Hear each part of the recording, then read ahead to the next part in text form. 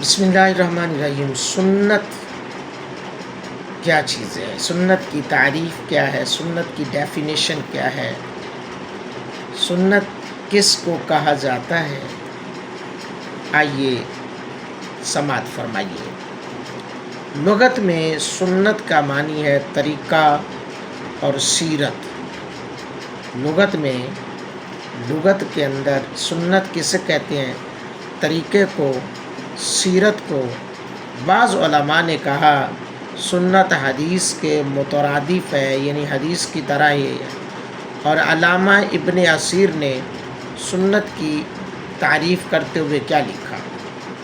علامہ ابن اثیر جو ہے انہوں نے سنت کی تعریف کرتے ہوئے کیا لکھا؟ آئیے سماعت فرمائیے۔ علامہ مجددین محمد جزری المعروف ابن الاثیر المتوفی ہیں 606 ہجری۔ آپ کیا لکھتے ہیں؟ جس چیز کا نبی پاک صلی اللہ علیہ وآلہ وسلم نے حکم دیا اور جس چیز سے منع فرمایا اور جس چیز کو قول اور فعل سے پسند قرار دیا، بشرطے کہ ان امور کا قرآن مجید میں ذکر نہ ہو، وہ تمام چیزیں سنت کے زمرے میں آتی ہیں۔ سمجھ آ گئی ہوگی تقریباً دوستوں کو۔ آگے خبر اور حدیث مترادف ہیں، اور ایک قول یہ ہے کہ نبی پاک صلی اللہ علیہ وآلہ وسلم صحابی اور تابعی کی طرف جو قول منسوب ہو، کہ نبی پاک صلی اللہ علیہ وسلم صحابی اور تابعی کی طرف جو قول منسوب ہو وہ حدیث ہے۔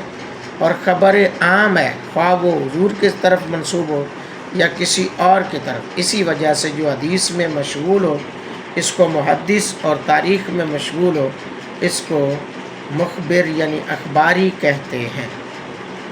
اثر الف سارا اثر یہ حدیث کا مترادف ہے، اور ایک قول یہ ہے کہ صحابہ اور تابعین کے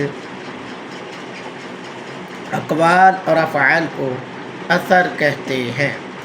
اسناد اور سند، رجال یعنی راویوں کا وہ سلسلہ جو متن حدیث تک پہنچائے اسے اسناد یا سند کہتے ہیں۔ متن کیا ہے؟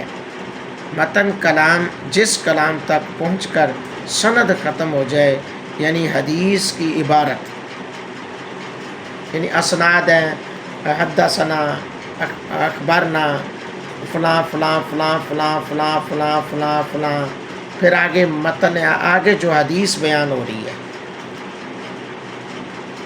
اسے متن کہتے ہیں۔